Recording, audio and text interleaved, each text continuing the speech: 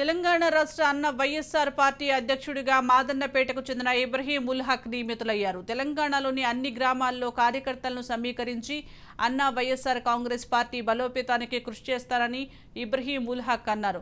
రాబోయే గ్రేటర్ ఎన్నికల్లో అన్ని స్థానాల్లో తమ పార్టీ అభ్యర్థులు పోటీ చేస్తారని తెలిపారు. ఆ దిశగా పార్టీని పటిష్టం చేస్తామని వివరించారు. अन्ना वाईएसआर कांग्रेस पार्टी की तरफ से मेरे को तेलंगाना स्टेट का प्रेसिडेंट के तौर पे अपॉइंट किया गया है।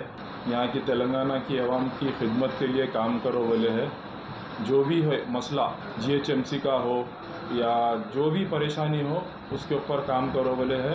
जो भी लोकल इश्यूज़ हो उसके ऊपर मैं काम करूँगा।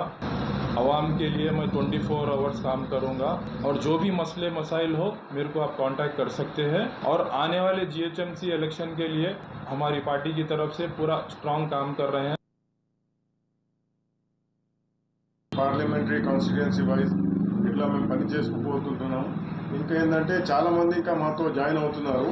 ఈ జిహెచ్ఎంసీ ఎలక్షన్స్ వరకు మేము మొత్తం ఇది కంప్లీట్ చేసేసుకొని గెలుపు వైపు వెళ్ళాలని ఆలోచిస్తున్నాము. ఇంకా ఎవరైనా మాతో జాయిన్ కావాలనుకుంటే వాళ్ళు కూడా మాతో జాయిన్ కావచ్చు. మా స్టేట్ ప్రెసిడెంట్ చాలా మంచి ఆయన మీకు సహకరిస్తారు అన్ని విధాలుగా. ఇంకా చాలామంది మాకు అవసరం ఉంది. మా అవసరం ఎవరికైనా ఉంటే వాళ్ళు కూడా మా దగ్గరికి రావచ్చు. మేము స్వచ్ఛందంగా పనిచేస్తాం. ఎవరికేమి ఇబ్బంది కలగకుండా అందరినీ తీసుకొని ఎస్సీ ఎస్టీ బీసీ మైనారిటీస్ అందరు మాకు అవసరం ఉంది. మేము కూడా వాళ్ళతో నడవాలని మాకు ఆశ.